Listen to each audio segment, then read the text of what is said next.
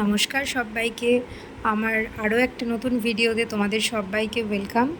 আজকে কটা কথা বলি। এই পাঞ্জাবি পেন্টিংয়ের ভিডিও দেখতে দেখতে তোমরা আমার কথাগুলো শোনো।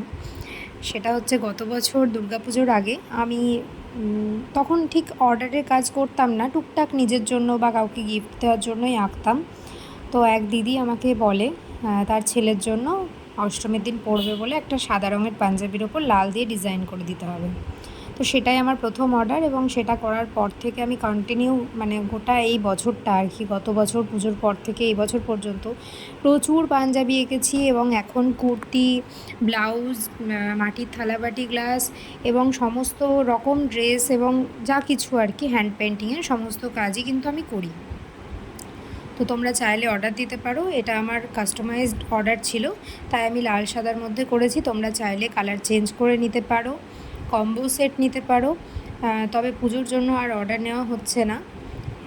এই হচ্ছে ফুল লুক। কেমন হয়েছে অবশ্যই জানিও।